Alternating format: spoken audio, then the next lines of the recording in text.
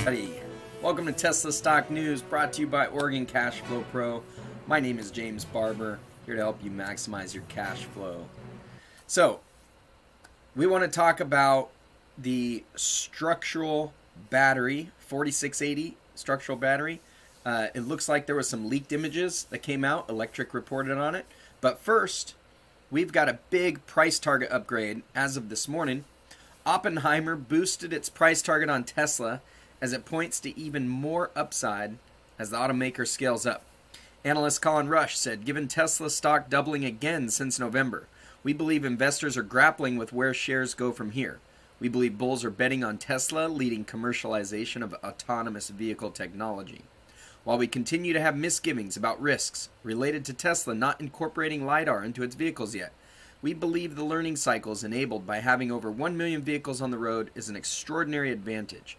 We continue to believe best practices in vehicle safety point to 6 billion test miles being necessary to validate Level 4 and Level 5 ADAS, autonomous driving.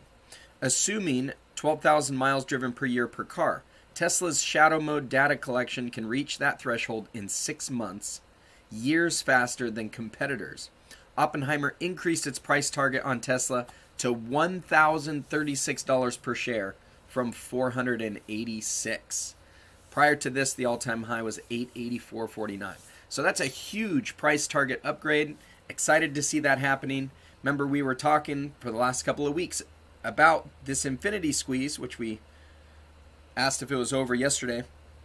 But part of that is we're going to continue to see price target upgrades as people reassess what they think is going to happen, the number of vehicle deliveries that are going to be coming out, the amount of income that's possible with all the things that Tesla is doing. We're going to continue to see price target upgrades, and that is going to put a squeeze on any of those benchmark funds who haven't gotten in that are trying to match the S&P.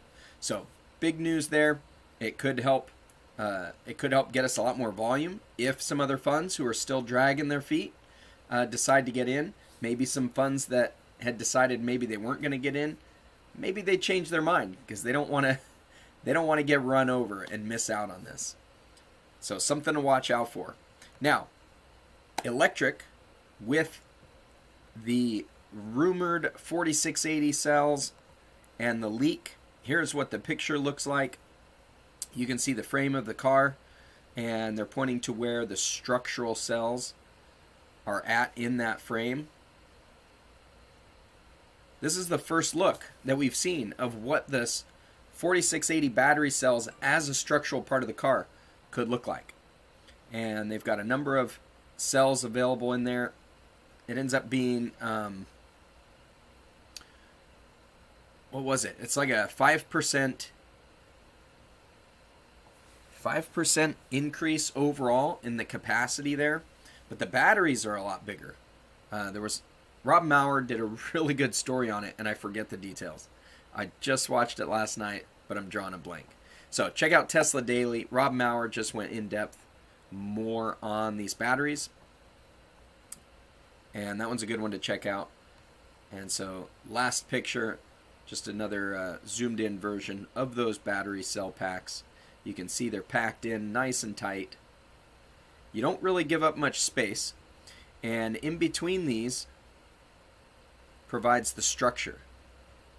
So you end up with a sandwiched frame on top of that, and it holds those batteries in there, and it's going to create probably the strongest frame in any car out there. So Tesla's already got the #1 safety ratings on their SUVs, and I think the cars as well. But the SUVs, great safety ratings. These are only going to enhance that, and we expect to see those in the Model Ys coming out of Giga Berlin later on this year. That's supposed to be the first place that we're going to be seeing those. Although I wouldn't be surprised if we see them a little bit sooner. We do have the S and X refresh coming out. Maybe, possibly, we get to see some of those in that, because we know that they've been making these 4680 cells in Fremont.